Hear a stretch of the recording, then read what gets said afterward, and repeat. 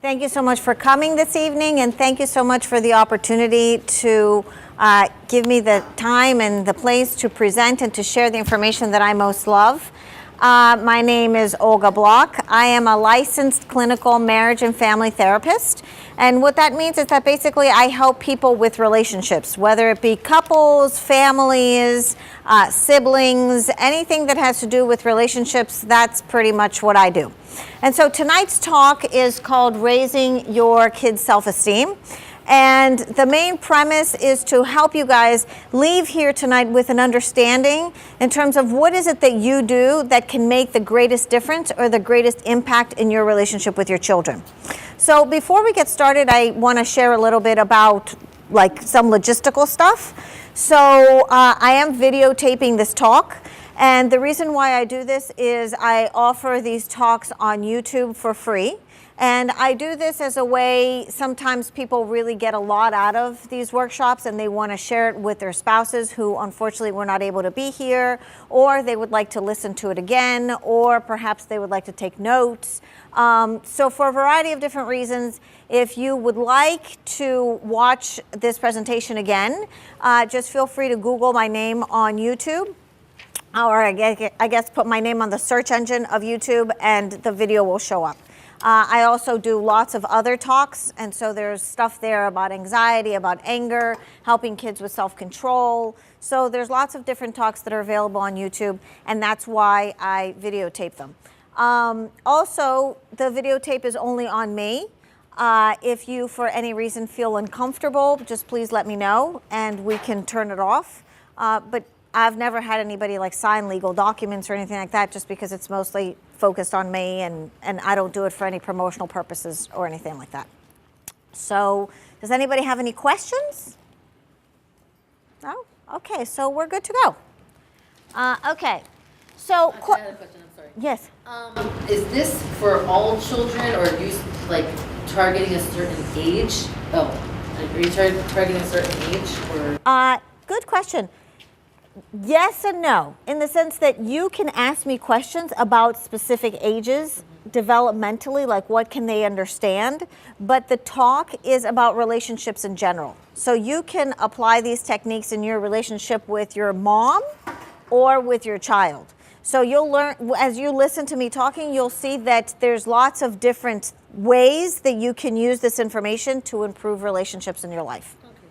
But if you have some specific developmental questions, let me know. Okay, so what is self-esteem and how would you define it? Right, like self-esteem seems to be like a really common thing that people talk about all the time. What is it? Feeling good about yourself? Feeling good, so it's like the way that you feel about yourself, feeling good about yourself. Being confident. Being confident. What else is self-esteem? Like, how do you know if somebody has high or low self-esteem? Comes out in their behavior. Like themselves and others. Okay, so typically you can see a person's self-esteem by their behaviors or how they treat themselves or others, right? So why is it important? Yes? So you can control it? So you can control it. Great answer, right? Any other reason that it's important? So you can control it? Yes? It's a huge factor in how you succeed in life. It is. You don't see yourself as being anything special, you're not necessarily going to do anything. Absolutely. It's a huge factor, and we're going to go a little bit deeper in a little bit how important it is and what are the areas of life that self-esteem impacts. What is the difference between self-esteem and entitlement or arrogance? Like somebody can walk in and be like, hey, I'm really great and I'm the best. Is that self-esteem or is that arrogance? That's arrogance. What's the difference between having high self-esteem and arrogance? So being okay with yourself and being okay with others is self-esteem. And arrogance? Not okay maybe with yourself, maybe not okay with others. So Is it based on a different like reasoning, like you're arrogant because of external factors or like money? sure. Or, Right, so like your sense of self is based on the outside. right? So like if you focus on the outside, that's much more arrogance. And you're right, like if you're not okay with yourself, you're going to use things on the outside to make you feel better, right? So it does come across like I need to put other people down so I can feel better about myself. And when you have high self-esteem, you can be okay with yourself and you can be okay with others. Okay, what is the difference between self-esteem and self-worth? I'm kind of splitting hairs here a little bit. What is the difference? More materialistic, I think. You're very close. It's more related to what you believe you deserve, right? Like, do you deserve to be in a happy relationship? Are you worthy enough to have like that great job or to make a lot of money or to be in a relationship of your dreams? Like all of a sudden, what if your life unfolded exactly as you wanted it to? Would you feel worthy enough to accept that? Right? And so that is different than self-esteem because self-esteem is much more of your relationship with yourself, right? Like how you carry yourself, not necessarily related to what you believe you deserve. Okay. So can you ever be sure? Okay, this is the tricky part about parenting, right? And this is something that haunts all of us in this room. If we're parents of children, we always wonder these things. How do you know what is your kid's self-esteem, right? Like, is my child holding himself in a light that is in his own best interest? How do you know what to teach your kids that will strengthen their self-esteem? Right, so it's just like this is a concern. It's like we want our kids to have high self-esteem, but how do we know that what we're doing is actually fostering that? How do you know if your parenting style is encouraging their self-esteem? Right, because oftentimes we need to discipline or we might scold them. And oh my gosh, am I scolding them and this is ruining their self-esteem? And then do I not scold them, but then I don't teach them and then my child gets all bratty and self-entitled and is that self-esteem? So it's like a really blurry, stressful line. And so in the bottom it just says how to really know. Okay. Oh, I guess it's over here. Okay, so what is it that you're going to learn tonight? What is self-esteem, the definition, and what to look for. What strengthens and weakens self-esteem. You'll have a really clear idea about that. Creating powerful interactions to help them feel secure in themselves. Right? So imagine that every time there is a mistake or there is conflict in your home, you use it as an opportunity to strengthen your relationship with your child and how they feel about themselves. That's much more valuable than whether they cleaned up after themselves or did their homework or whatever. Not that doing their homework is not important, but sometimes we get so fixated on the lesson that we're trying to teach that we forget what it's doing to the relationship. So what you'll learn tonight is how to actually incorporate both. Use the opportunity and strengthen the relationship at the same time. Okay, strength of connection and how to use it to your advantage. And then the last one, I don't know. How to use mistakes and opportunities. Thank you, Molly. How to use mistakes as an opportunity for growth. Okay. Yeah, so is there a way that we can maybe make it smaller? Because still the bottom. Yeah, I wasn't successful at that. Okay, so we'll just wing it. We'll make it work. No worries. Okay. So what is self-esteem? Self-esteem is the belief a person has of themselves based on these two questions. Am I lovable and am I capable? Now, this is the tricky thing. On the surface, like on the outside, if we ask, like if you were to ask a child, are you lovable? They may immediately say yes. Or are you capable? They immediately may say yes when that question is asked directly. However, you can begin to see whether they truly believe this to be true based on their actions and based on their choices. So, why does it matter? So, impacts of self-esteem is pervasive in many areas of life. So, your self-esteem will dictate who you choose as friends. It will dictate what career choices you pick. It will dictate your choice of partners, your choice of recreational activities, your ability to try new things, your ability to tolerate stress, and your resilience and emotional flexibility. So basically, self-esteem has a direct impact on the quality of your life, right? Because all of these choices are pretty important. Bless you. They're all pretty important in developing the quality of relationships, the depth of relationships. How close do we let people in? How much do we trust them, right? And so the connection with self-esteem and trust is that we oftentimes cannot see ourselves. Kids cannot see themselves. They cannot see how they behave. Many adults can't see themselves, right? So like, let alone kids.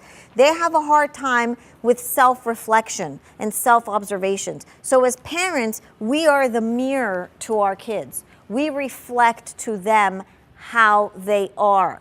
So if we are constantly focusing on the negative, they will begin to internalize a negative view of themselves. If we focus on the positive, they begin to internalize a positive view of themselves. But then the question would be like, oh my gosh, do I have to be sprinkling flowers all over my kids every single day so they have a positive view of themselves? And the answer is no, but in a little bit, I will share with you how to create a positive interaction while at the same time delivering the message and teaching the lessons that are important to you. Okay, so high versus low self-esteem. High self-esteem experiences pride, acts independently, assumes responsibility, welcomes new challenges, and exhibits a range of emotions and feelings, right? So the main premise of high self-esteem is that there's high emotional flexibility. They can tolerate new experiences. They can be open to meeting new people. When there's mistakes, they can get corrected. So there's an overall sense that everything is going to be okay. It's kind of like the cushion in a relationship. Low self-esteem is avoids situations of anxiety, demeans own talents, feels not valued, easily influenced by others, and blames others or is defensive, right? Like has a really hard time looking inside themselves. Usually, whether it be children or adults, when we have a hard time taking responsibility, it's because it's painful to look inside. It's painful to say, I've made a mistake. And so the source of this pain is usually shame. Like we don't want to feel so bad. So it's a lot easier if I blame everybody else because then I didn't do it. It was their fault, right? So the greatest gift that you can give your child is the ability to look inside. That, you know something, let's look at what you did to contribute to this and how can we make it better. And I can look at myself and look what I did to contribute to this and how can I make it better. So then you become the model at creating this internal exploration. Okay, so what can you do? Have times to check in with each other, questions, eye contact, and connection. Okay, so what happens is, especially in life nowadays, it moves really, really fast. And for the most part, we are stressed, we're overworked, we spread ourselves really thin, we're tired, we don't take very good care of ourselves, we're always in a rush, and there's a million things that we need to do on top of the million other things that we didn't have time to do a while ago, right? So there's this constant feeling of like, I have to catch up. And so as long as our children are doing what they're supposed to do, as long as they do their homework and they get along with their siblings and they're eating their dinner and they go take a shower and they go to bed, it's just like, phew, okay, the day is done and I kind of survived another day. That's usually kind of like how the day goes. And as long as they're not causing like any major problems, we have the perception that things are going okay. But it's kind of like the ocean, right? Like when you look out into the ocean, you can see the calm surface, but we have no idea what's happening underneath, right? And underneath, there's like sharks and whales and all that marine life, and I'm not a marine biologist, but you guys know that there's stuff that floats in the sea. That's what I mean, right? So the key is to have times to check in with each other and to ask questions that give you information about their internal world. So there's 4 times to create connection. 2 of them are my particular favorite. So the 4 times to create connection is when you wake up in the morning, when you say goodbye to each other, when you say hello to each other in the afternoon, and when you go to sleep at night, or when they go to sleep at night, right? So those are 4 times that there's an opportunity for connection. two of those times are the perfect time for the check-in, which is when they wake up in the morning or when they go to bed at night. So even if it's for 5 minutes, to ask questions like, what was your day like? How are you feeling? Is there stuff that you're worrying about? Did you need help today? Let's say it's at the end of the day. Did you need help today? Did you ask for it? Right? So kind of get an idea of how connected does this child feel? How supported do they feel? In the card, there's a card that I left in the front here, if I could borrow this. Okay, so here, there's 21 ways to say good for you, right? But it's also ways to have conversations with your children that facilitate connection. That's why I created that card, because oftentimes people are like, well, I don't know how to start these conversations, right? So when you begin to kind of open up and enter into those softer emotions, it helps your child feel connected and supported. Can I ask him first? Sure. Wake up, they say good morning. What are the When you come back, when you guys meet again, okay, and then when you go to sleep in bed, okay. and bedtime. So those are the 4 times. So you should do all those 4 times. Or you... No, you can pick, but those are just 4 opportunities. My daughter's like, you asked too many questions. Yes, yes. Sometimes that happens, right? It's just like, don't be so nosy, right? You should do it twice a day. Once a day is plenty, right? It doesn't have to be like all the time. So the whole premise of connection comes from the research that has been recently published, and like it's in the forefront of psychology nowadays, which is regarding attachment, right? And attachment has to do with not only the level of connection, but the level of emotional availability that the child feels that they can connect with their parents, or their parents can be open or receptive. Now, as parents, we believe that we need to be like this 100% of the time, right? But research shows that that's not true. What percentage would you think needs to be for your child to be securely attached? 85. 20? I'm sorry, 85, 70, 75. Anybody else? 30% of the time. That's it. Right, so somebody up there had mercy on us, right? Because if it was 100% of the time, we would be in a lot worse shape than we are. 30% of the time to create connection. So if you do it once a day, that's plenty, as long as it's present and meaningful. Right, so reflect on efforts, not results. So you want to explore with the child, what was that like for them? Yes. To the first point. So if they say, yeah, it was fine, yeah, no, nothing, like should you kind of dig deeper, or should you kind of like leave them? Well, so it really depends, right? So oftentimes parents will ask things like, how was your day at school, right? And that is like too broad of a question, because you'll always get the answer good, right? And what did you learn? You'll always get the answer nothing, right? So their days are always good and they never learn anything. Right, I don't know. So what you want to do is help them ground it into their body. So ask like a more specific question. Like, for example, when you went into the playground today, what was that like for you? Or who did you eat lunch with today? Was it fun? Was it easy? Did you feel included? Right, so to kind of lead them into something that's more specific rather than such a general question, because they don't have that ability to observe themselves. When you ask them, how was your day at school?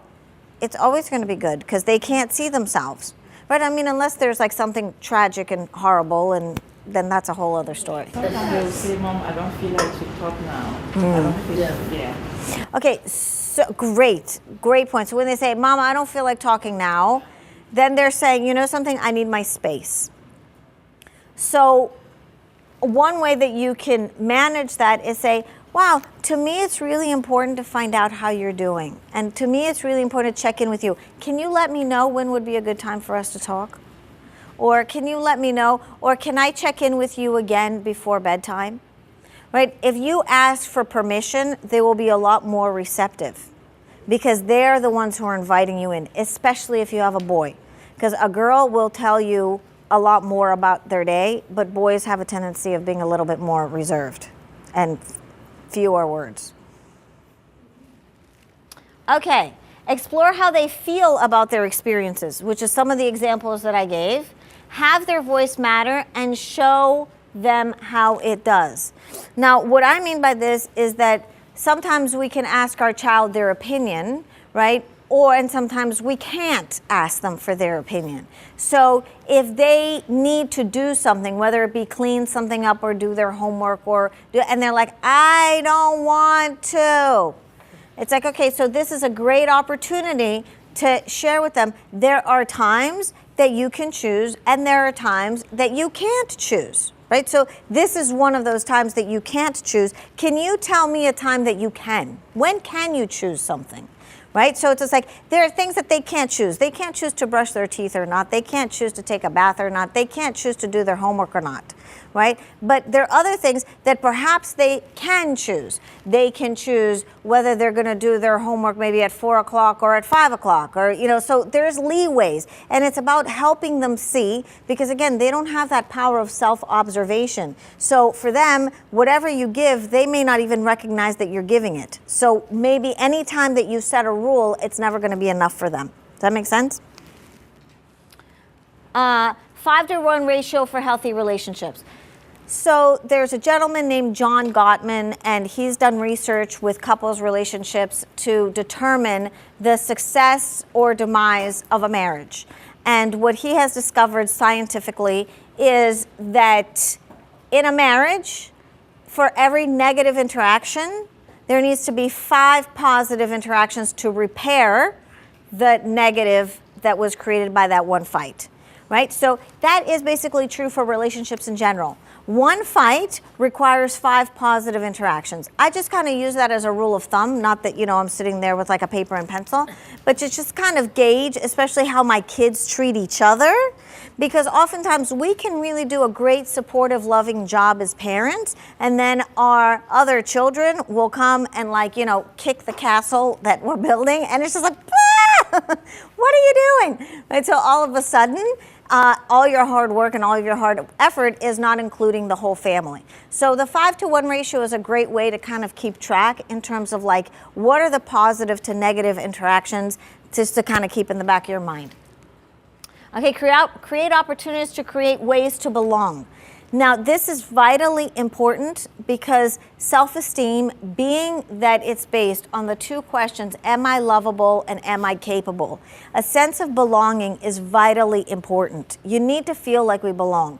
Why? Because from a neurobiological perspective, we are wired to feel like we belong. We are tribal, social beings. We are meant to be in a group. So in our families, that's our first group. That's our first tribe. And it's really important to feel like we belong and to create that sense of belonging with our kids. So sometimes this lack of sense of belonging can be because your child is very different from you. Maybe you're very extroverted and you have an introverted child. Maybe you're introverted and you have a very active extroverted child. Maybe your child is into music and you don't know anything about music. So there's lots of different scenarios that all of a sudden we'll look at our child and we're like, wow, this child is so different from me.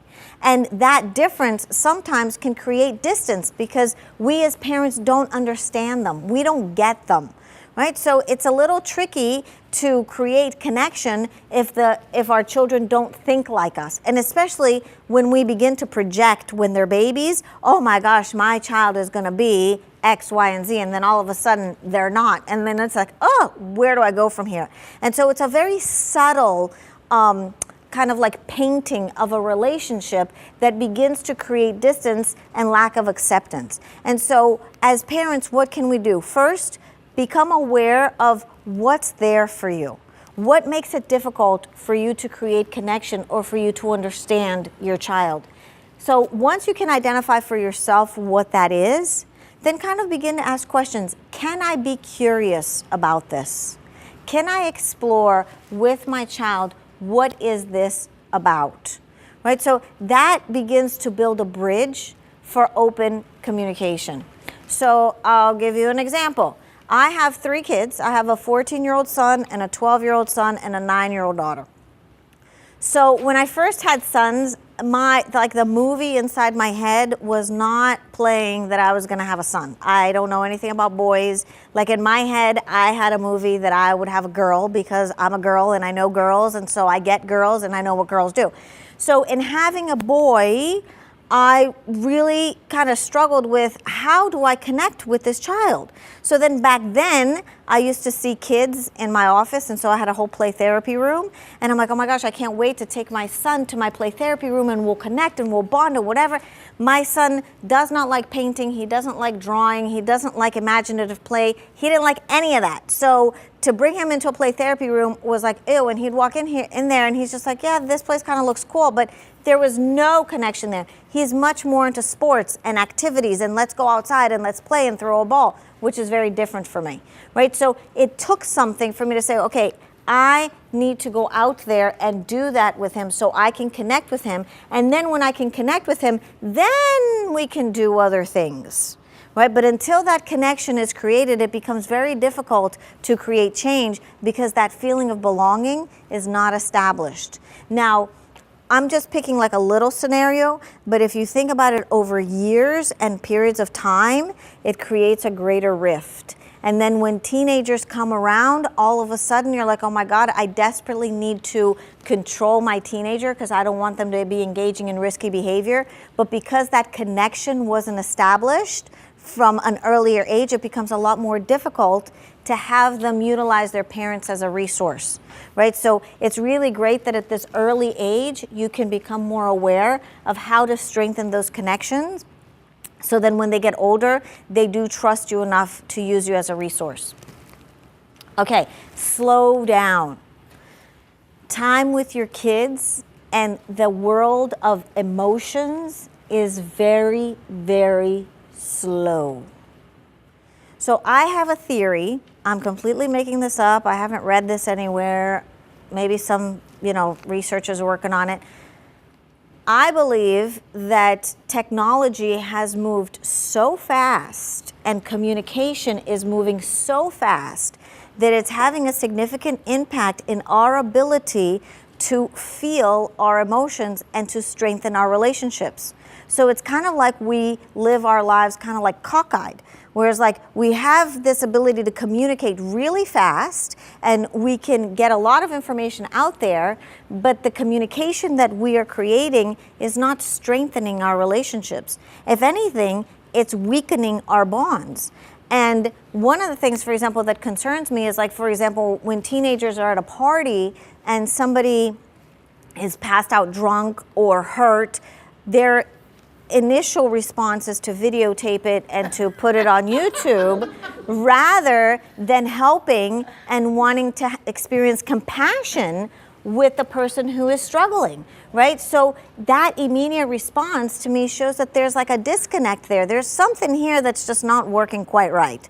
So this is just a theory that I have that I believe can be remedied by slowing down. Put away electronics, just slow down, be present with each other, take the time to actually just breathe.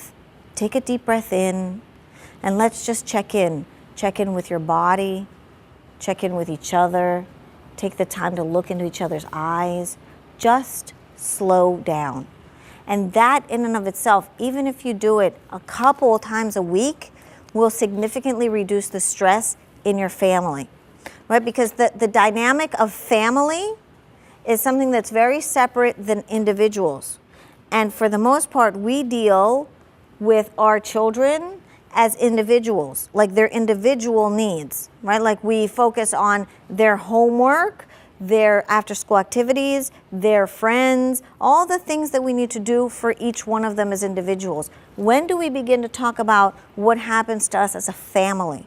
Are we a family unit, right? So it's like many, many years ago, when parents would have kids to work on the farm, right, there was like an identity. We are the Joneses and we are farmers and we work in the farm, for the farm, right? There's like a very strong sense of family identity. That is not as present anymore.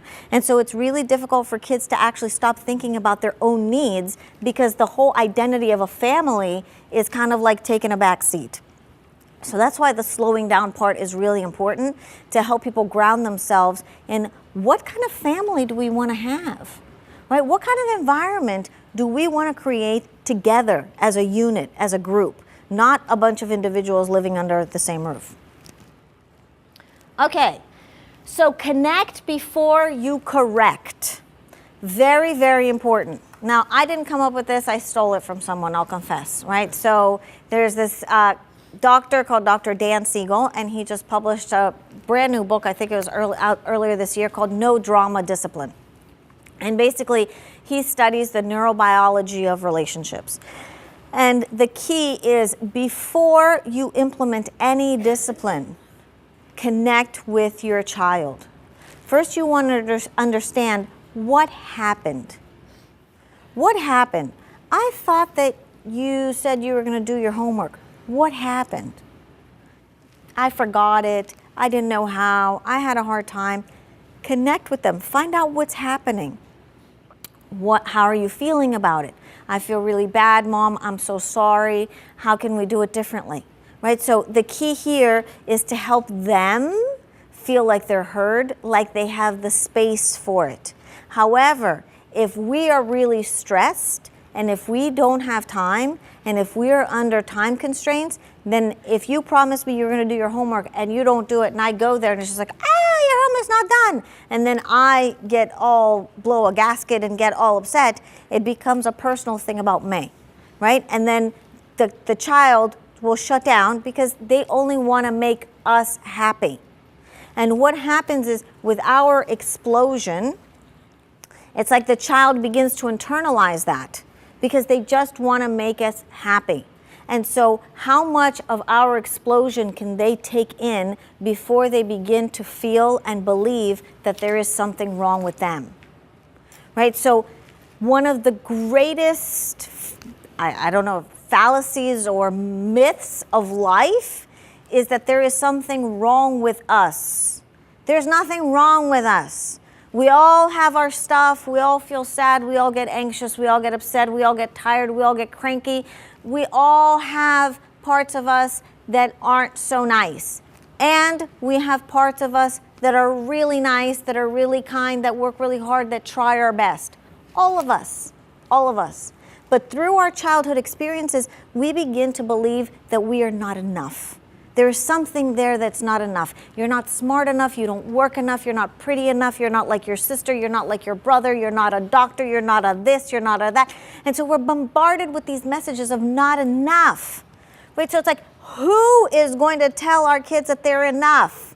That what they're doing is they're doing great, there's nothing wrong with them. Maybe we could do it differently. Maybe we could try it again. But that there is nothing wrong. Because what happens is we begin to carry that feeling of there is something wrong with me inside of us every single day. And then every day we wake up and we got to step over that feeling of like, okay, it's another day. I got to deal with this thing that there is something wrong with me, or that my job is not good enough, or that my husband is like this, or that, and it's like this constant movie that's playing in the back of our heads. So as parents, what we can do is help our kids focus on the solution. Don't focus on the problem. Let's just focus on the solution, because problems happen. Problems happen because we're alive. The day that you're dead, you won't have any more problems. But as long as you're alive, you're gonna have a problem.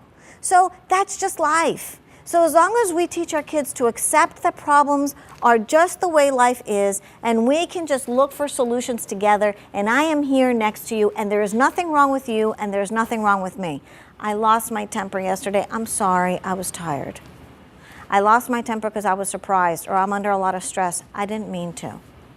How can we make it better? Yes? Can I ask, what if you have mental illness and you're told there is something wrong with you, and you feel like every day there's something wrong because you have to take medication, and your kids may be depressed. Yes. So they may have something wrong with them. Yes. I'm not saying you're going to tell them, hey, there's something wrong with you, but like, what do you do in that situation? You get help, right? And so the first piece is you got to accept that there is something that you need help with, right? And so there's a difference between thinking there's something wrong with me and I need help, right? So there's something wrong with me is like there's nothing that you could ever do about it, Oh, right? When you say I need help, I don't feel well, maybe I'm sick, maybe I need to take medication, maybe I need help from other people, maybe I need help from my family members, maybe I need support, maybe my child needs extra support. Right? So it's just like if your child is depressed or your child is diabetic or your child is autistic or whatever struggles your child may have, it's not necessarily that there is something wrong with them, it's that they need help. They need help. And so if you can create the piece of support, you're going to do your best and they're going to do their best. But if you look at them like, wow, gee, there's something wrong with you, no, I'm talking about the parent, but as Well- the parent, I have mental illness, I have bipolar disorder, and my husband has severe depression and social anxiety disorder. So every day it's very hard It is. because he is, in his depressed place. he struggles and so do you. Yeah, and I'm on medication. I mean, I feel a lot better. I'm, productive, whatever. But I'm just saying, like, I don't know how to not feel like there's something not wrong with me because I feel like that's something that's. I mean, I don't want to make this a personal thing, but it's. Okay, so I'll kind of give you the answer. Yeah. Okay. Focus on your resources. You may have whatever it is that you have, and your husband may have whatever he may has. Right. Every day you wake up, every day you take care of your child. Every day, I don't know if you go to work or you don't go to work, but whatever life you live, you do it every single day. How do you do that? Lithium and. No, you do that because of the strength of who you are. Oh, yeah. There's a person inside of you that says, what is your name? Sarah. Sarah, get up and we're going to make it. There's a part of you that says, Sarah, we got to take care of some stuff, right? Sarah, you need to go take care of not only what I'm struggling with, but whatever your family needs, right? So if you focus on your resources, you will help your child to do the same. If you focus on what's wrong, you're going to help them do the same, right? So always focus on the resources. What is available to you? What is the strength that lives inside of you that keeps you going each and every day? So thank you so much for sharing, because I'm sure that was also helpful for other people. Oh, okay. So consequences versus punishment, right? Oftentimes parents will want to tell me, well, Olga, I don't know what else to do with my child because I have taken everything away from them. I've taken away, their electronics. I've taken away their play dates. I've taken away everything that they have. Basically, they live on a mattress and I feed them. Right? So I want to help you guys understand the difference, because oftentimes people will confuse consequences and punishments. Consequences focus on teaching to repair their mistakes. Consequences focuses on opportunity for growth.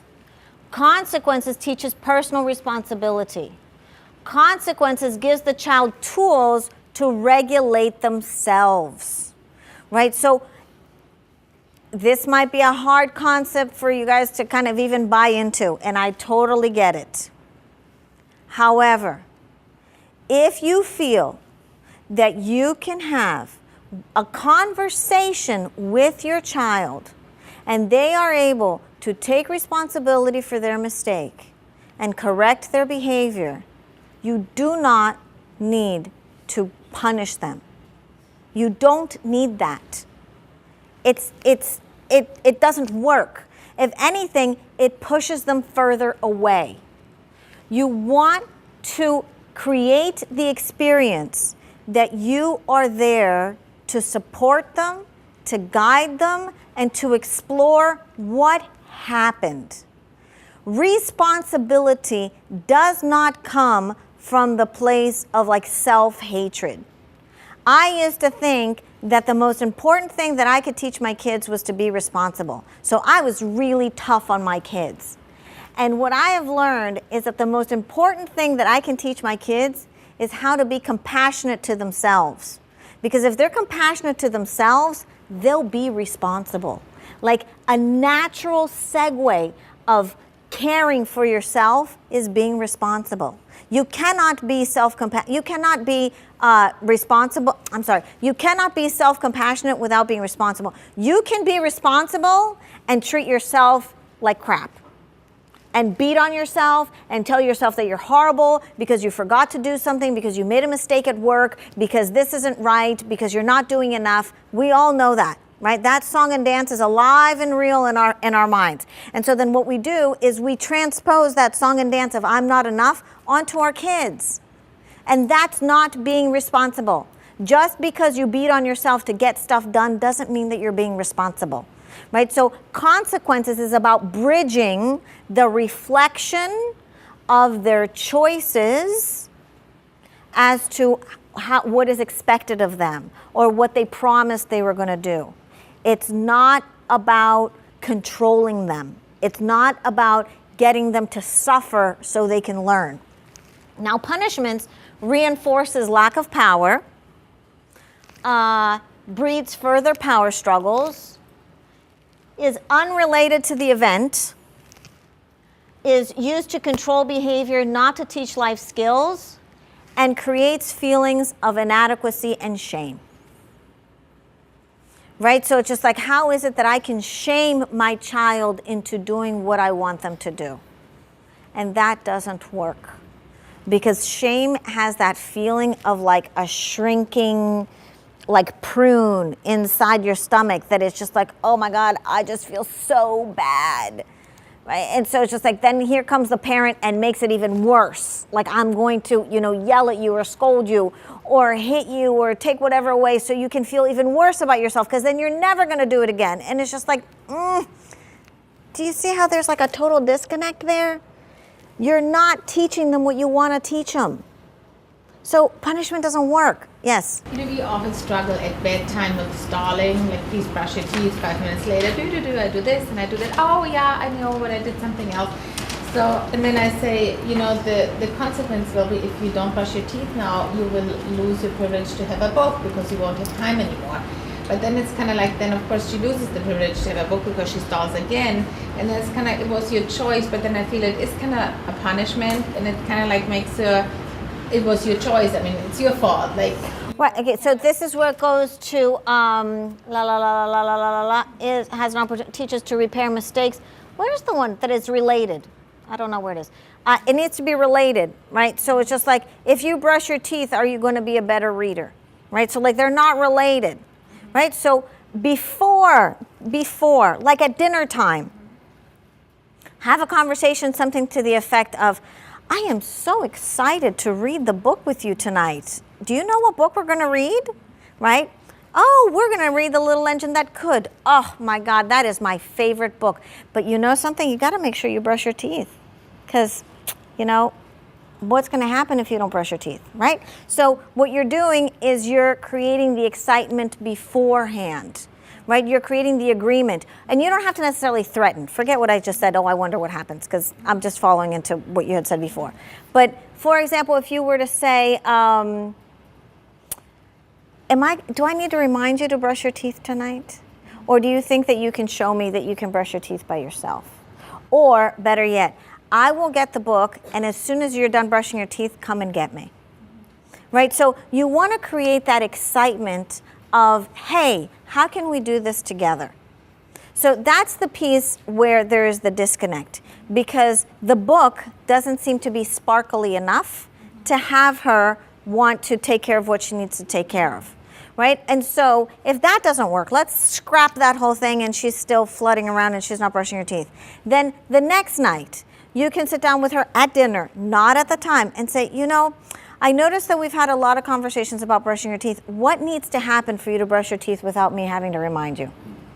And you have her tell you, right? So you ask her, how can we solve this problem? And so when you begin to kind of reflect back with her, you can give her the opportunity to engage in the process. Right now, you are more invested in her brushing her teeth than she is. And that's when it becomes cockeyed and it doesn't work. Okay. How to deal with mistakes. How you respond to your child's mistakes has a direct impact on how they see themselves. This one was really hard for me to learn. I used to ask my son if he did his homework every day. Now, however, I will confess, I'm not the kind of mom that will like pull out my son's backpack and do the homework like with him. Like, I am available, you can ask me, I will check it when it's done, all of that. But I will not like take ownership. That's just like kind of like my DNA. I have a really hard time with that. I will not take ownership of his homework. In my head, homework is on his plate. I already went to school. I'll be happy to support you. So that's my thing. So he would always say, yes, Mom, I did my homework. And then I'll check on Edline, and there was that 0. And literally, it was like the devil possessed me. I became a different human being because it stopped being about the homework and it started being that my son lied to me. And I am not, what is it? Hell hath no fury like a woman scorned. I'd get really, really, really mad. And so there is like the whole, like the movie that plays in my head is like, my son is lying to me and he's not doing his homework. And then, you know, let's add a couple more layers. You know, the teacher doesn't think that I'm doing a good job. And then I feel like I'm doing a horrible job. And then why didn't I reach out to the teacher earlier? How am I not on top of this? I mean, this happens like in a flash, right? And so this is like going on so fast in my head that obviously when I go see him, it's like, right? Like that's what comes out of my mouth because I'm really, really angry. There is no opportunity. That poor boy doesn't have a chance, not only to explain, but to tell me the truth. So when he was lying to me before, if I thought he was lying to me before, nowadays he's going to lie to me 10 times worse. Because look how scary I am. I am the person that he most loves in this entire universe. And I am literally like a dragon with 2 heads and I'm spewing fire at him. And he's going to say, oh, yes, mother, let me tell you the truth and all the mistakes that I've made. No, right? So I'm creating a greater disconnect. Now, old Olga, when I used to do this, if, like, let's say, like, I'm here and, like, my old self is here, I'd be like, well, what do you want me to do? You want me to be okay with him lying to me, or you want me to be okay with the fact that he doesn't do his homework? Like, I would stop my feet. Like, I was so angry and so self-righteous. Like, he has to learn how to do his homework, no matter what. And so, like, as the therapist, I would look at this mother and I would say, what is hard for you about him not doing his homework? What are you struggling with? And so if I stop making it about him and I go inside myself, what's hard for me is that I'm really, really responsible. And I always do my stuff. And if I do my stuff, my son better take care of his stuff too, right? Because I don't give myself a break, so I most certainly am not going to give him a break. Ever, because there's no break in my head, right? Like there's no time for me to make a mistake. So that really hard relationship with myself, I am going to put that on my son. And so then it's going to drive a further wedge away. And so then old Olga would be like, but what do you want me to do? He's lying to me. I can't get him to tell me the truth. So old Olga would be like, punish him. Take away his phone, right? Take away his friends. You're not going out for a month. You're not going to have your phone. You're going to be in your room. You're going to clean up the dog poop. You're going to do, and so you come up with a whole laundry list. And at the end of the day, the only thing that I'm creating is greater distance. And so then things will subside and we'll talk and it's just like, okay, you won't lie to me again. No, of course not. La, la, la, la, la, la, la. And then after a few weeks, it happens again. And the dance starts all over again. And then I start feeling like a crappy mother. And then he feels like a crappy son. And then this cycle just keeps on going until I raise a really angry teenager. And then I'll come into my office and be like, oh, Olga, I don't know what I did. I thought I was a really great mom. I took him to soccer practice. I got him all the stuff he needed. I made sure he ate nutritious food. I made sure that he did well in school. I was a really great mom. I don't know what I did. So can you see how the relationships begin to unfold in a way that all of a sudden you wake up and you're like, how did I get here? And I will tell you, the transformational point of my relationship with my son was the day that I looked at him and I said, I will never I will never, ever, ever, ever, ever let school or anything come in between my relationship with you again. Ever. If you want to stay in 7th or 8th grade till you're 45 years old, that is your choice. I will support you. I will get you whatever tutors you need. I will help you.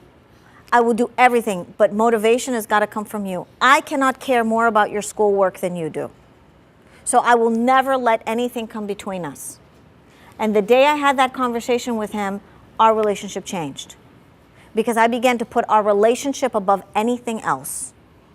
And this is when he began to tell me the truth. Now, I did say to him, this is a process. This is a process. I'm not saying that it's easy for me.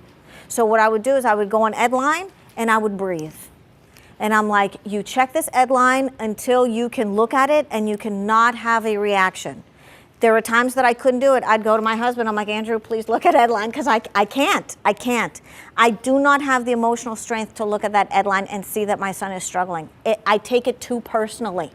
I take it like a stab in my heart. So my husband, who's a lot like more happy-go-lucky than me, he can take it and he can have a conversation and he's not so invested.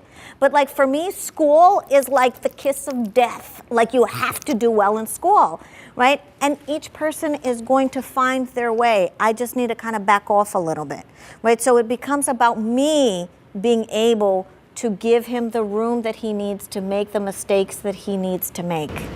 But it's almost like what you accept it. Like you, if they don't do the homework because they don't want to, then you kind of accept it. But don't you have to do something? Okay, good point.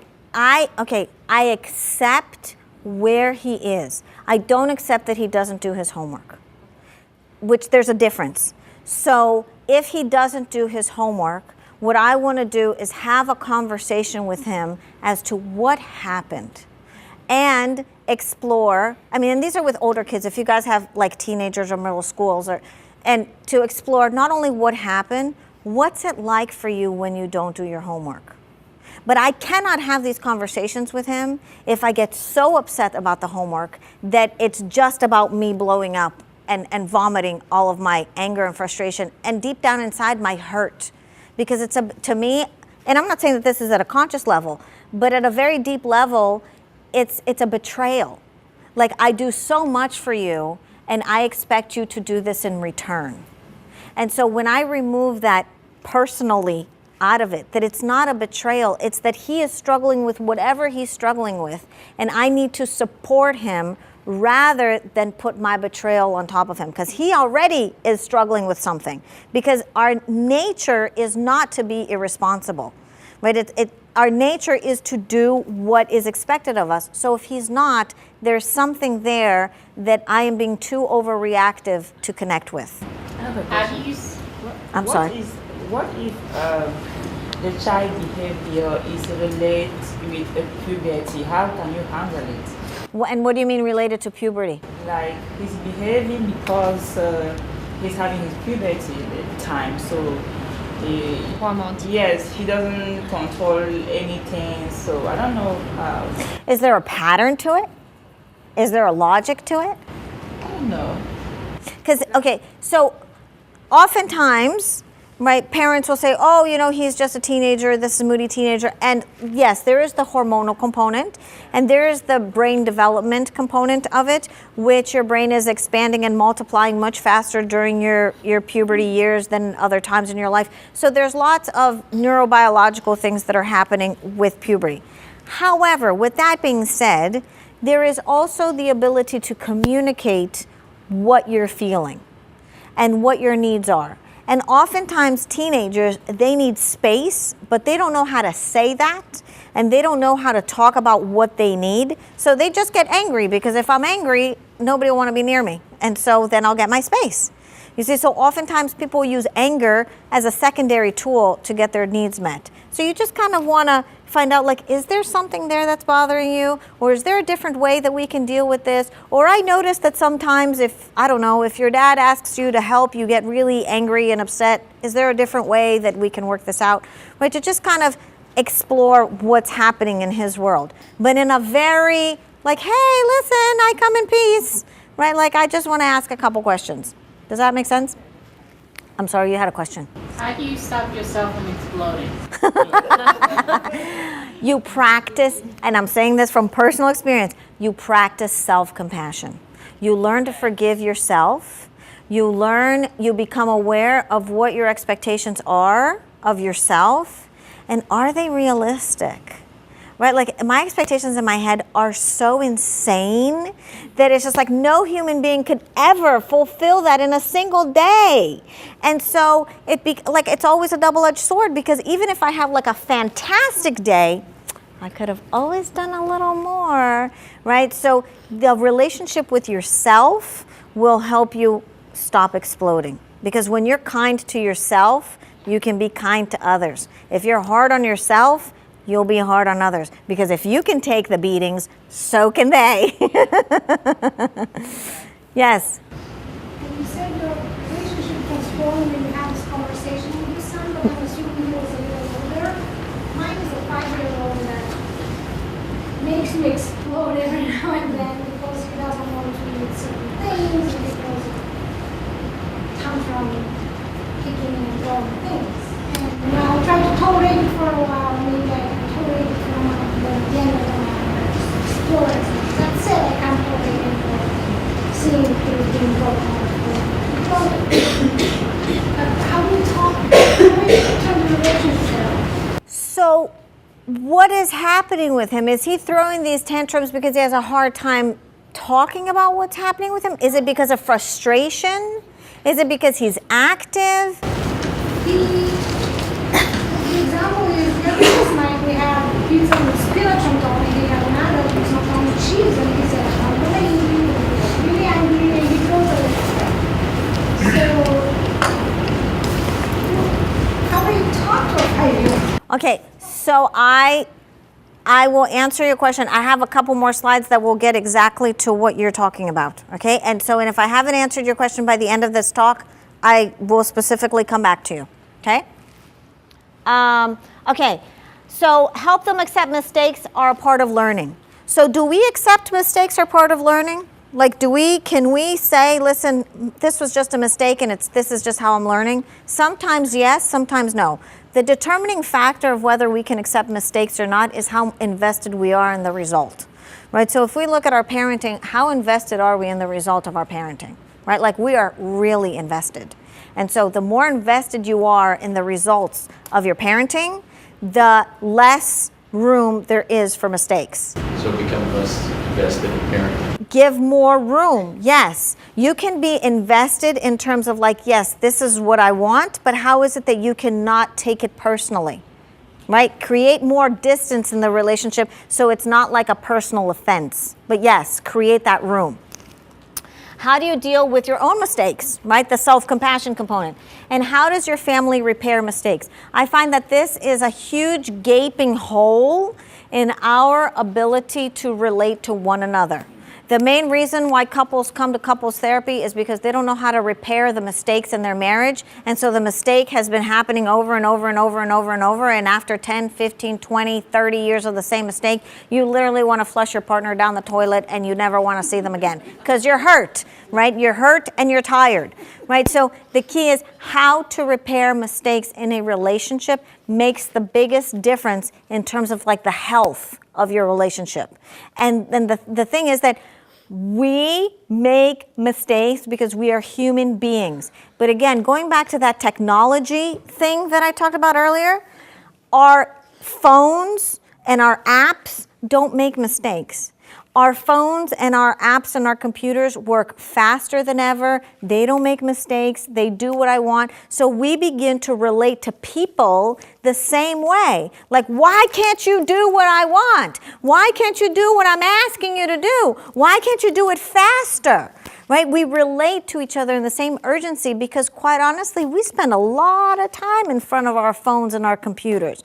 Right? I think that there's like a research that says we will look at our phone 500 times in a day. I mean, holy guacamole, I don't think we look at our kids so much. Right? Like, I mean, that's a lot of times. Right? So repairing mistakes is vitally important. So, okay, this is my video. I'm not sure. Okay, hold on. How do I make that play? Do you know? So this is a little video, and then we'll go into the repairing of the mistakes. Can everybody hear? Thank you so much. Okay, this is great. So what is empathy, and why is it very different than sympathy? Empathy fuels connection. Sympathy drives disconnection. Empathy, it's very interesting. Teresa Wiseman is a nursing scholar who studied professions, very diverse professions where empathy is relevant, and came up with 4 qualities of empathy. Perspective taking, the ability to take the perspective of another person or recognize their perspective as their truth. Staying out of judgment, not easy when you enjoy it as much as most of us do. Recognizing emotion in other people and then communicating that. Empathy is feeling with people. And to me, I always think of empathy as this kind of sacred space when someone's kind of in a deep hole and they shout out from the bottom and they say, I'm stuck, it's dark, I'm overwhelmed. And then we look and we say, hey, you climb down. I know what it's like down here, and you're not alone. Sympathy is, ooh, it's bad, no, you want a sandwich? Empathy is a choice, and it's a vulnerable choice, because in order to connect with you, I have to connect with something in myself that knows that feeling. Rarely, if ever, does an empathic response begin with at least. And we do it all the time. Because you know what? Someone just shared something with us that's incredibly painful, and we're trying to silver lining it. I don't think that's a verb, but I'm using it as one. We're trying to put the silver lining around it. So, I had a miscarriage. Oh, at least you know you can get pregnant. I think my marriage is falling apart. At least you have a marriage. John's getting kicked out of school. At least Sarah is an A student. But one of the things we do sometimes in the face of very difficult conversations is we try to make things better. If I share something with you that's very difficult, I'd rather you say, I don't even know what to say right now, I'm just so glad you told me. Because the truth is, rarely can a response make something better. What makes something better is connection. Wasn't that great? Yeah. I love that video because I believe that in a nutshell, it puts it together, right? So it's not necessarily about anything that you do, but it's about saying, hey, listen, I can understand that this is hard for you. I can understand that you're struggling with this. And as parents, we give our children the tools for them to deal with what they're struggling with. And so if you think back to like one of the first few slides, self-esteem is about I am capable and I am lovable. So when they can't, when your kids can't do something, can you help them feel like they can? That's when you will be building their self-esteem. Now, from a neurobiological perspective, the prefrontal cortex is the part of your brain that helps you solve problems. And that part of your brain is not fully developed till the age of 25, 26, right? So our kids only have the most primitive parts of their brain that are working, which is very vulnerable and emotional. So when you are trying to use logic or problem solve or look for solutions, they don't have the capacity to observe themselves like we do.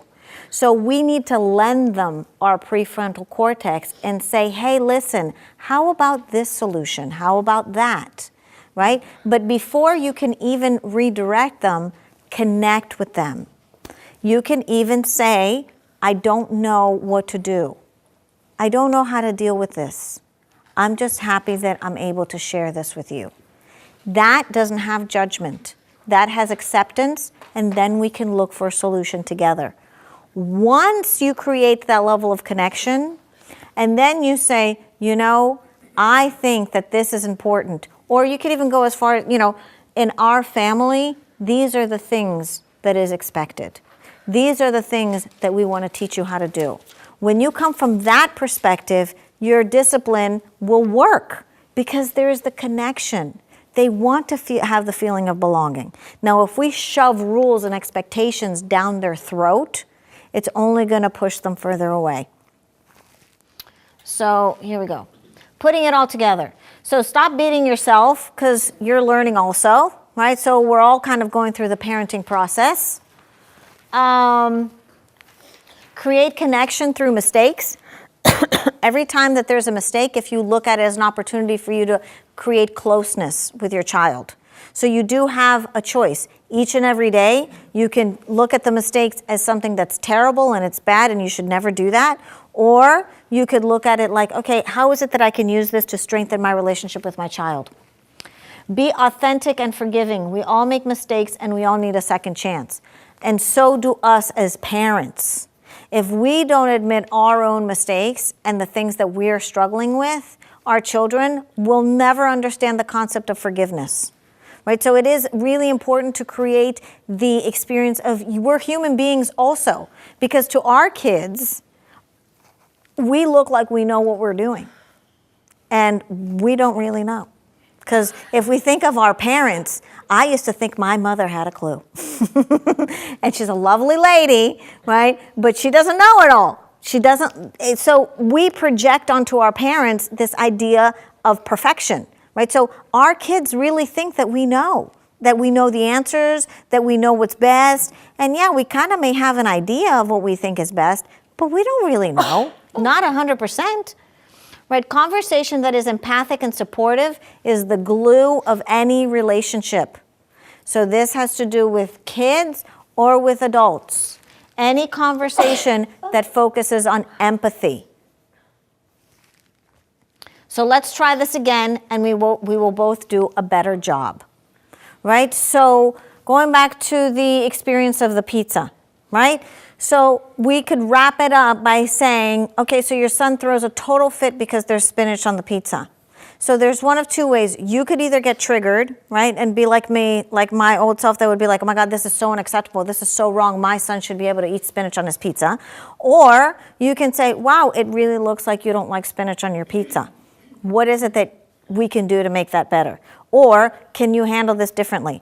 Or can you come up with a different way of sharing with me that you don't like spinach on your pizza, right? Because I'm okay with the fact that you don't like spinach on your pizza, but the way that you did it was kind of like really intense. So how about we put a volume button and we turn it down a couple notches and let's do it again, right? So then you're removing the judgment and you give your child an opportunity to do it again so they can do it in a way that feels safe. But if you constantly are telling him, that's not right, you should eat pizza because Popeye eats spinach and Popeye's strong and you need to eat strong, la la la la. Basically, you're like trying to push him down into like believing what you believe. And because they're little, they usually will acquiesce, but eventually as they get older, it comes back at you. Does that answer your question? More or less. Listen. Yes? I have a 3-year-old daughter, and she is so negative, and it's shocking. You look so pretty. No, I don't. And it's such a nice day. No, it's not. And I don't know how to respond to that. I say, oh, it is beautiful, and you look so cute in that dress, or, you know, everything is no, no, no, and... So go along with it, right? Yes. So if I say, let's say you're her, and I say, wow, you look so beautiful today. No, I don't. Really? You don't think you look beautiful? No. What part don't you like? My dress. What's wrong with your dress? It's just ugly. It is. It's ugly. Wow, that stinks. I guess you're going to go through the day with an ugly dress then. Okay. Maybe tomorrow. Do you want to pick an ugly dress tomorrow? Or do you want to pick a pretty dress tomorrow? An ugly one. So you like to wear ugly dresses? Go with it and find out where does this come from and what is this about. Right? So you can kind of get, because the moment, so I'm going to do the other way, right? Wow, you look so pretty today. I love that dress. You want me to say? That it's ugly. Like you're your daughter. No, it's not. It's ugly. I don't like it. What are you talking about? It's gorgeous. Look how pretty it is. Your grandmother bought you this dress. It's so pretty. Why do you always have to be so negative? That's what I do. Right? And so what are you doing? I'm just reinforcing it. Yes. Wow, that really stinks. Maybe tomorrow you'll pick a different dress. Or do you know what a pretty dress is? Can you show me a pretty dress? No, I don't have any pretty dresses. Oh my gosh, what is that like for you that you don't have any pretty dresses? That's got to be so sad. Are you sad that you don't have any pretty dresses? Right, so you just go with it. Yeah, because if you fight it, she's going to dig in harder. Oh yeah, and then, yes, they do. Princesses. No. My Jewish boss said 3 years old, they're looking to be independent. Yes. They want to know that their opinions matter. Right? It doesn't matter how does it take other people. She has a sister 15 months younger than her, so they were very close, and I feel like sometimes she didn't get that baby time, you know, that my son got, but... So it's something to try. Okay, that's good. Any other questions? There was another question floating around here. Somewhere? Okay. Alrighty, so, yes. I have 2 girls. Yes. And there seems to be some intense jealousy between the 2 of them. Yes. The younger one is constantly being praised and getting a lot of credit for different things. Yes. But she's younger, so she'll get sort of easier credit. And the older one is not getting as much credit and is intensely jealous, and then she starts to get in trouble for doing new things to the younger one. Of course. It's becoming like a cycle. Yes. I can't break out of it, so. Any ideas on I how to break that empathize with cycle? you. We got it too. Yes. Of our empathy. And everything's not fair, and you love her more, Yeah. and Right. she does You everything compare right, us. and I do everything wrong, and Yes. Okay, so I want you guys to imagine what it would be like if one day your husband or your wife would bring home a new, younger wife or husband, right? And you're like, can I borrow you for a second? This is my new husband. And look, he's younger, and he's cuter than you, and he's so much nicer, and he doesn't have to work as hard as you because he's just so much better. Oh, wow, I am so in love with you. What's that feel like to you? Awful. What do you want to do to him? Thank you. Do you get what I'm saying? Get him some ugly dresses. Yes, you do. You want to get him someone, you want to punch him in the head, or you can't wait till he leaves, or what did I do to deserve this guy? I'm not good enough, and so she brought another guy home? Like, really? Right? And so, like, it's really interesting because as parents, we like tell our kids, share, right? So, like, imagine if some person walked into your house and said, wow, I really like this dress. Can I wear it? You'd be like, what? No. And so we put these standards on our kids to, like, be open and to be sharing and to be all these things that they're not really realistic, right? So regarding siblings, a couple things. One, you want to validate her pain. You want to help her feel that you understand what it's like for her. And if you don't understand it, ask her to share it with you so you can begin to understand it. Because it is difficult, because again, you didn't have the experience of your wife bringing home another husband, right? Like, you don't know what that's like, and heaven forbid, I don't ever wish that on you, right? But it's painful. There's like a sense of betrayal.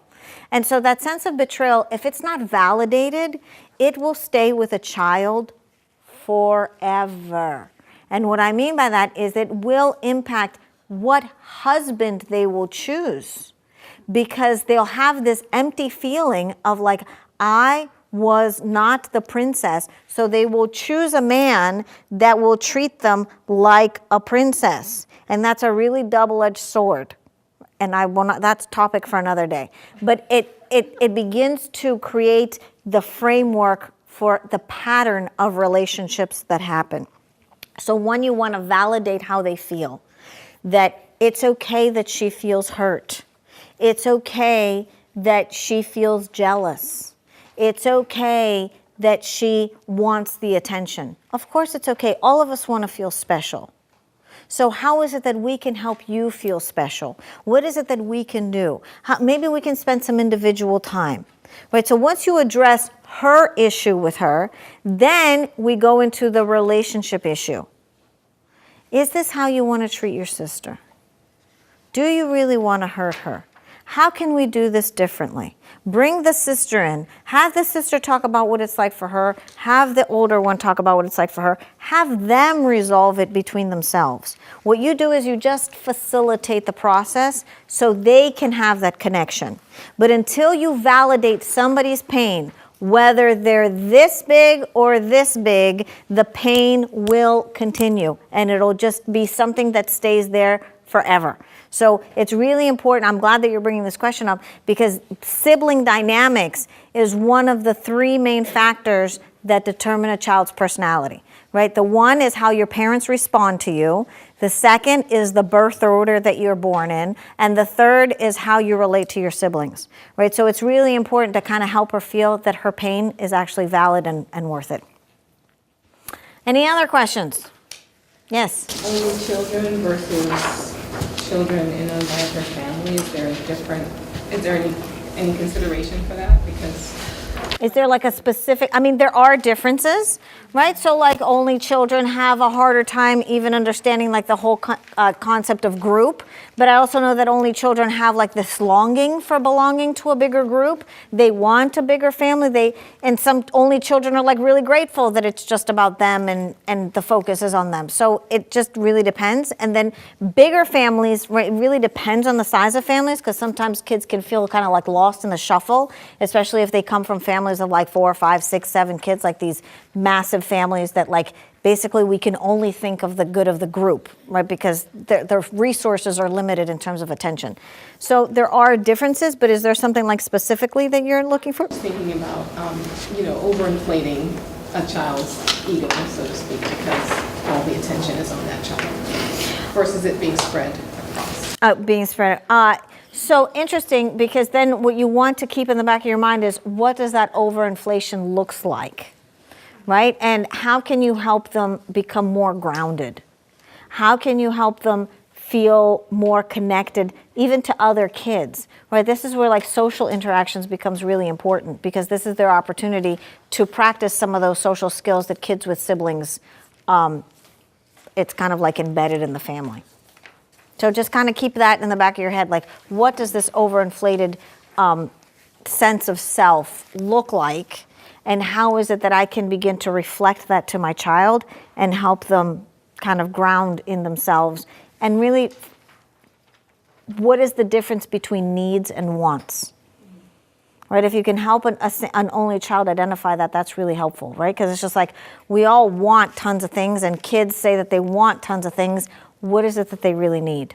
And how can you help separate those two? Other questions? Yes? My daughter has started like a couple of weeks ago. So once in a while she just says, I'm dumb. I'm just so dumb. And she's 6 years old. And, she seems to have a pretty good self-esteem. And she's like out of the blue. And I say to her, why, you're not dumb. Why would you say something like that you're dumb? And she's like, oh, yes, I am dumb. Sometimes I do dumb things. And I'm like, your teacher just recently told me like how intelligent you are, and you're not dumb at all. And she's like, yeah, but I do some work I'm not supposed to, and it makes me dumb. And so I don't know how to deal with it. So I was wondering, I can't really play along with it, because then I would tell her, but then I'm not sure if she does it because I have a strong reaction to it, because I think it's horrible that she says that. And I'm so like worried, what's happening and what does it do to her? Does she not have self-esteem? And, we talked about how important it is to love yourself and be kind to yourself. And I made her in the mirror to say something nice to herself. So I'm not sure how to deal with that. Well, one thing is a little similar to the sense of saying, well, what makes you say that you're dumb, like you asked her? And what does that feel like inside when you say that you're dumb? So she may say, oh, I don't know. Well, what does your body feel like when you say that you're dumb, or when you call yourself these names, right? And if that doesn't kind of give you like an in, another thing that you can do is you can ask her to draw a picture. Can you draw a picture of how you feel or what it's like for you when you call yourself dumb? Draw a picture of it. Doesn't matter. It doesn't need to be you or whatever, but draw a picture of you calling yourself dumb.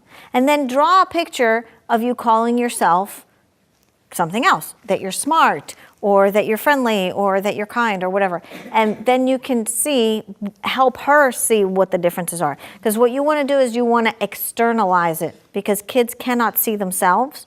So if you asks her to do something outside of herself, then she can actually like look at it and see the impact of her words. So at least that kind of gives you like an avenue. Sure. Yes. My question, well, I came a little bit late, maybe I missed a part that you already explained it. No but worries. This is my case. I got 2 kids. My older, my son, is struggling a little bit in school, and my daughter is excelling. So his self-esteem is low, and I don't know how to support it without sending the wrong message to my daughter, like saying, it's okay, but I don't want to send her the wrong message, and she won't be, doing what she's capable of doing. But I want to help raise his self-esteem because it's low. You see the little sister. So your concern is that if you say that it's okay, then your daughter will be like, oh, I don't need to try hard because... Empathize with him.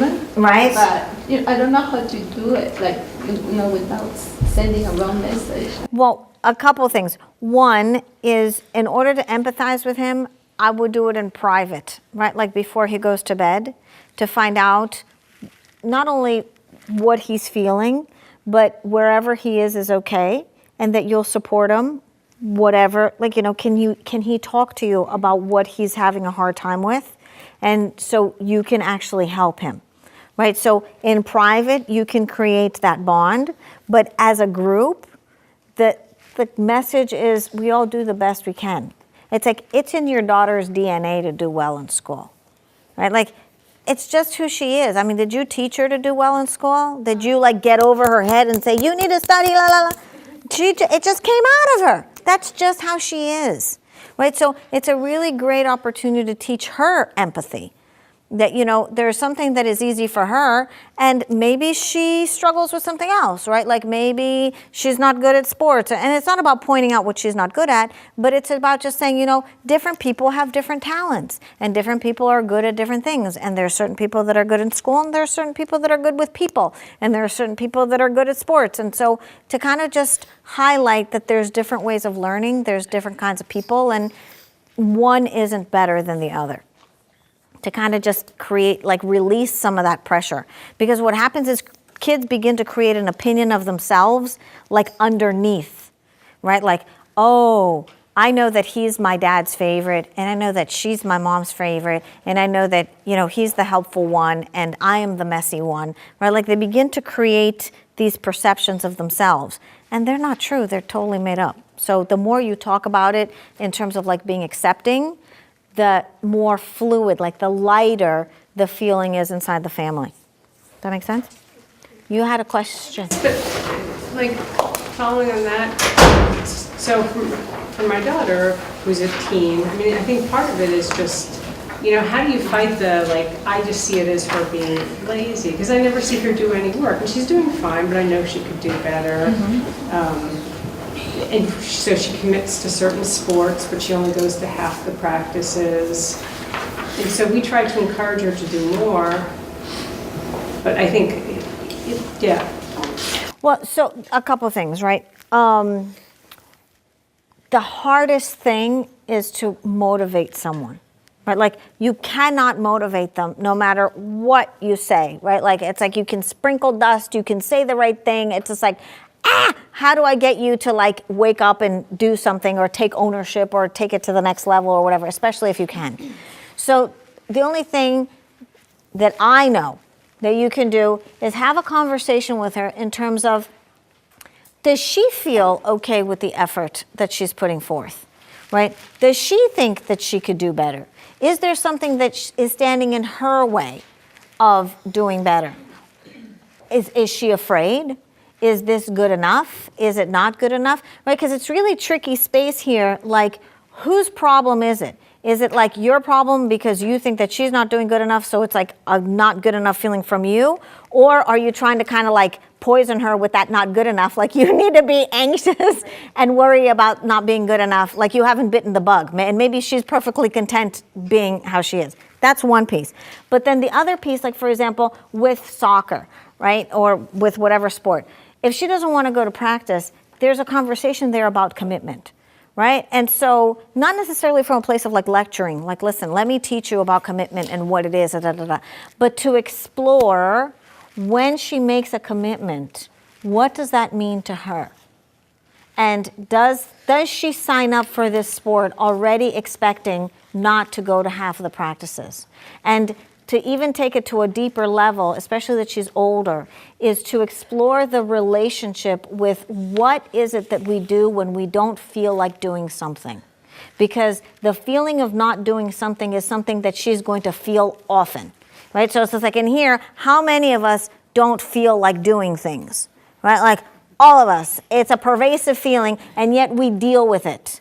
And we deal with it, and we have that grit inside of us that keeps us pushing to like just do it anyway, right? So as kids, there isn't really much of that because there isn't like the demand. Like we don't need our kids to like milk the cows or like till the farm or to like put their own needs aside. For the most part, our kids have their needs met and they go to school and life kind of like goes on. So these are great opportunities to have these conversations about what is your relationship with things that you don't want to do and how do you deal with them?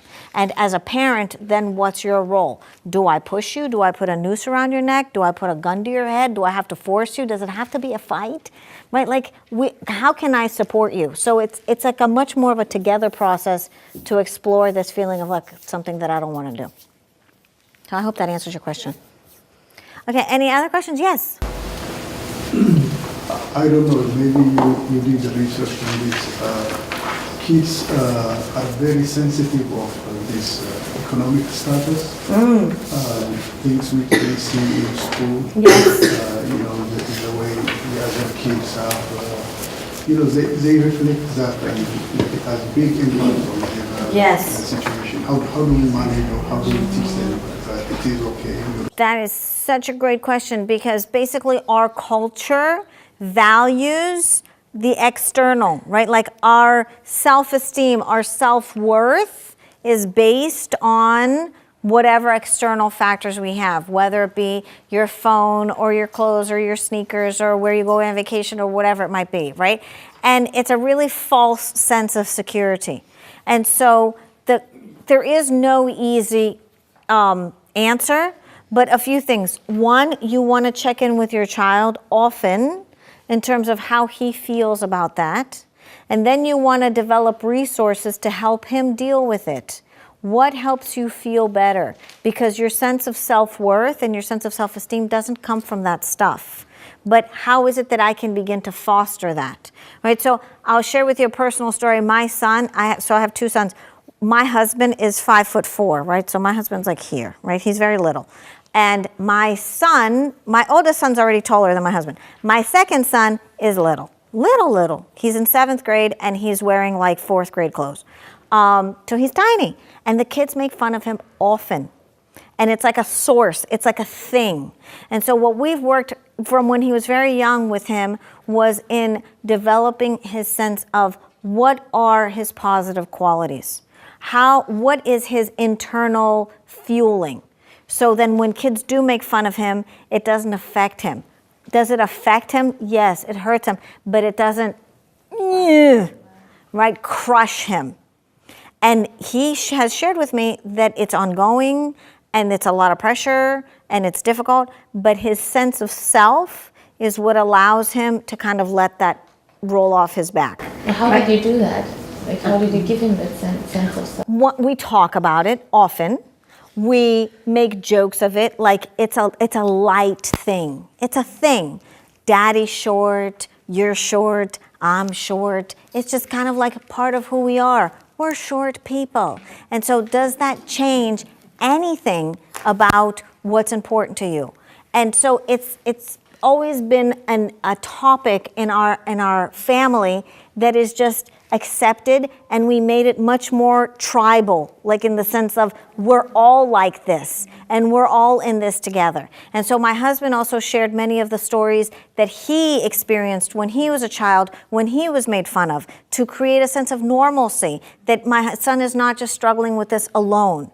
So all of us at some point in time or other feel unworthy or feel less than or feel insecure. If we share those stories with our kids, it makes us more human and it creates more of a connection. So instead of like trying to make it go away or say don't feel that way, right? Or like the cat, the whatever animal that was, the goat that said, at least you're married, or at least this, that pushes them away, right? Like, so at least you have a house, or at least you have two loving parents, or whatever, you're pushing him away. What you want to share with him is, I can understand how hard that was for you, and share what your own stories are, and how can we turn this into a positive? How can we make this something that you can learn from, right? So that's kind of like the avenue to approach it.